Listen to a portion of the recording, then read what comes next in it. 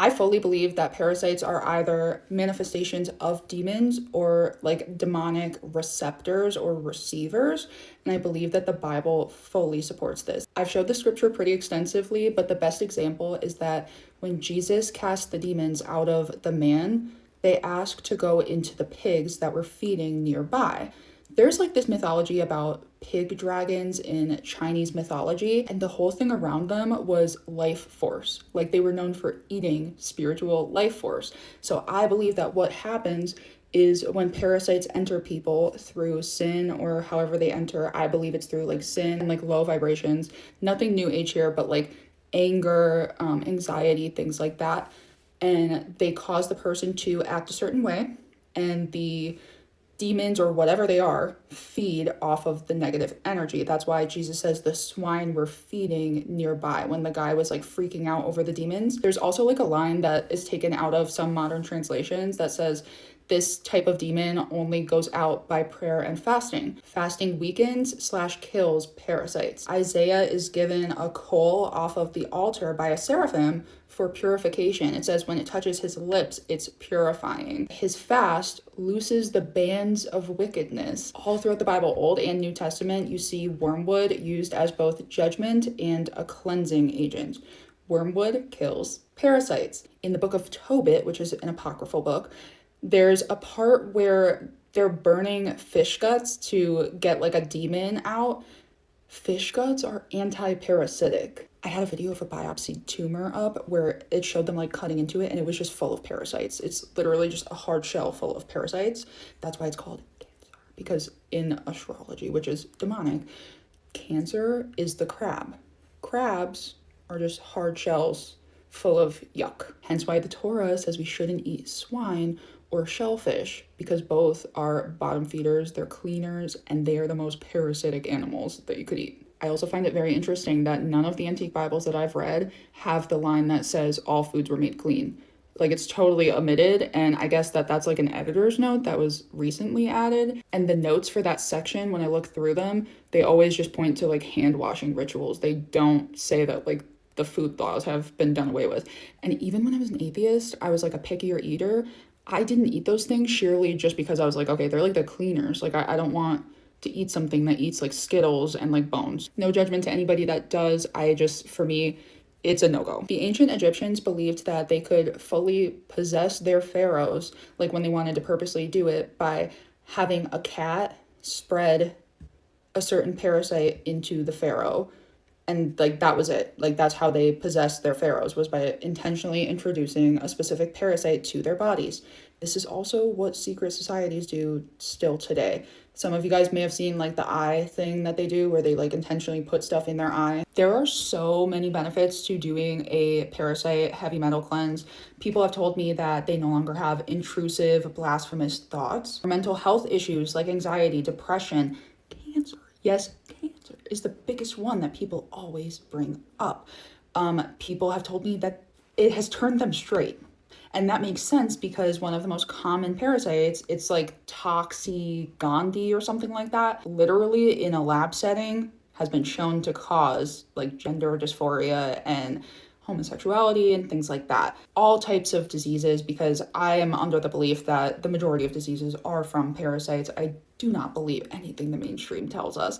If you look at people like Dr. Sebi and like other doctors that like give us the keys to curing cancer and stuff, they'll always tell you like an alkaline diet or like fasting or doing this or doing that.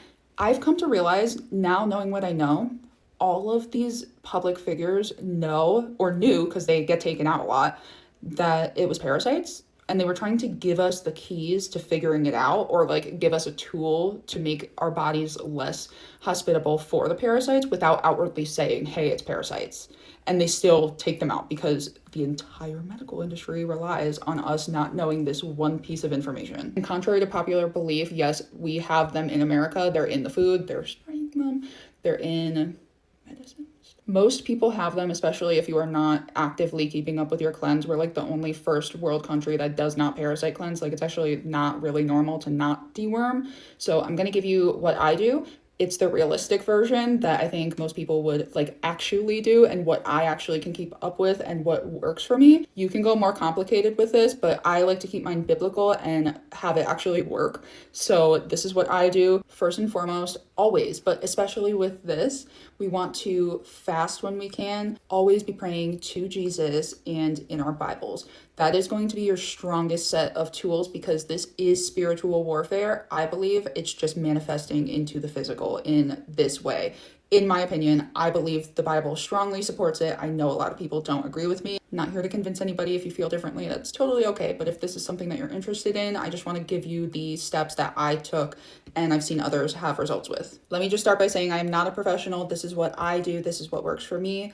Other people have told me it works for them too. Everybody's going to be different. Nobody should do this if you are pregnant, breastfeeding. You also don't have to go with the same exact brands that I did. I found these to be the ones I like the best overall out of what I've tried, but use what works for you, what is affordable to you. None of these brands know who I am. I don't make any money off of this. I'm just showing you like what I actually use. So before starting this, you need to make sure that you're going to the bathroom consistently. If you are not, the toxins will just recirculate in your system because what happens is you do a parasite cleanse that kills off the parasites, but the parasites get angry and they emit like toxins after a few hours. So you have to catch those with a binder. If you catch them with a binder and there's nothing sending them out of your body, like you're not going to the bathroom, you're not sweating them out, like there's no exiting, you are going to feel much worse. You need to be like consistently exiting and your lymphatic system needs to be moving. So for the actual anti-parasitic, because it's biblical, wormwood, black walnut, and cloves. These are all bitters like the Israelites ate, and the wormwood is mentioned several times over in the Bible.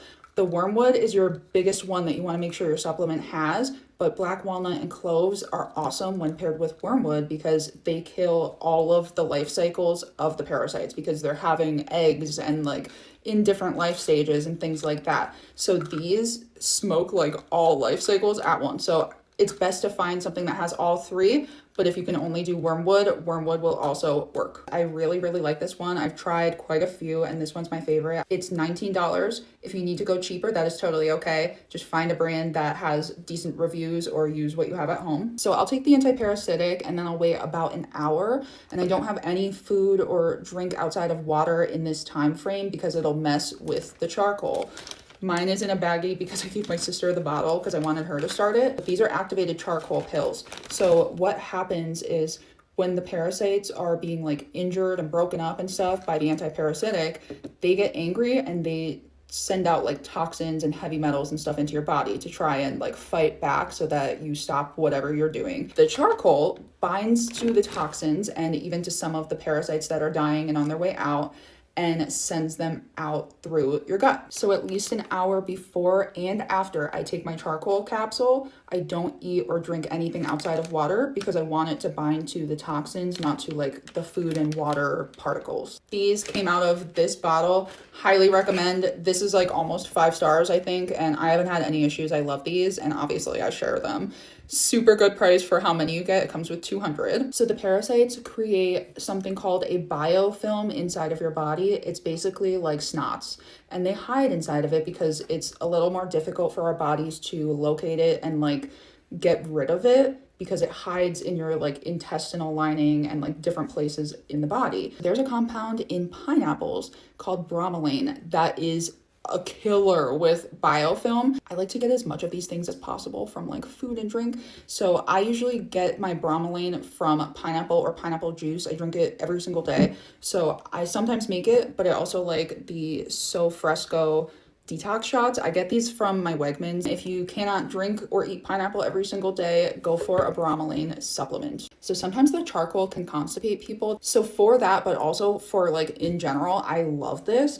I use castor oil to do castor oil packs once or twice a week over my stomach, and it is the bomb. The health benefits are amazing. This one is the Genesis brand, which of course I'm partial to because of the name. Right before bed, I just open it and I pour it in my belly button and like all over my stomach, but focus on your right side because that's where your liver is. And then you can put like a cotton t-shirt or a towel over it to not like get it on your sheets or anything. And you wake up and Like my skin clears up, my stomach's super flat. So many benefits, but this helps your liver and like your digestion and stuff so much. I feel like people don't think about our skin as an organ in the same way that we should. Yes, this does affect your insides, even though it's on your stomach. It's wild. If you have never done castor oil packs, highly recommend. Even if you're not doing a parasite cleanse, I still recommend doing these. This one's $20. Use what you have. If you need to go cheaper, totally fine. I just recommend making sure that it's in a dark glass bottle because it has like a pulling action. Barbara O'Neill actually talks about castor oil a lot. She says that she's seen it break up like fibroids and all types of things in her patients. So you don't want it like in a plastic bottle, like pulling the BPAs out into the oil and then putting it on yourself if you can avoid that. Everybody's going to be different with timing. Generally, I would say start with 30 days, see how you feel. If you're like feeling a lot better, if you're no longer noticing things like come out of you, then you can probably take a rest period and then do like maintenance cycles throughout the year. So I typically do like 1 week every other month for like a maintenance cycle after like a big yearly purge of these things. But if you feel like it's still like working after like 3 weeks to a month, I would personally say go a full like 60 or 90 days and just take a couple days off throughout the cycle. This is one of those things where like everybody's going to tell you something different. You have to be intuitive with your body. So like listen to what your body is telling you and be observant. If you start getting die-off symptoms, which are typically like kind of flu-like you'll have a lot of like mucus and like just feel like overall kind of down and lethargic, you need to move your lymph. So take hot showers and make sure that you wet your hair, because I know like as women, we don't wash our hair every single day. Make sure that you wet your hair because a lot of your lymph nodes are in your head and you want to get them moving. You could dry brush, you could wear circulation socks, you could go on a walk, whatever you can, just get the lymph moving if you start feeling this way. So for me, I didn't have like any major Herx symptoms like some people do, but you really have to make sure that you are going to the bathroom and that your lymphatic system is moving, because there are days where like I can tell that I don't feel as good as I could, and I know that it's from that. So I'll go and like walk my dog or make sure I go to the gym or whatever, and then I feel back to normal. If you wear deodorant with aluminum in it, you really should switch. Or even like if you have a weekend off of work or whatever where you can be home and you don't have to wear like the deodorant, do it. Just do it, because your body needs time to unclog from that. You can use like glycolic acid, that works really well. Some people use lime, or even if you can do like a natural one, it helps your body detox a lot. I'm not going to give like an overall recommended dose. I would say just follow whatever your bottle says. Again, I'm not like a healthcare person. I have researched this a lot, but I'm not like a holistic health professional. I just know like what works for me. And I'm just giving you an idea of a routine that you can replicate if you'd like to, or like just if you're curious to see what I'm doing, that's all. I've also seen a lot of people online saying that God is waking them up to this, which I think is really interesting, because I have felt like a major push from God to talk about these things, because I feel like a lot of Christians kind of like stray away from it because they feel like it's like, I don't know, like hokey pokey, like new age hippie. I don't know.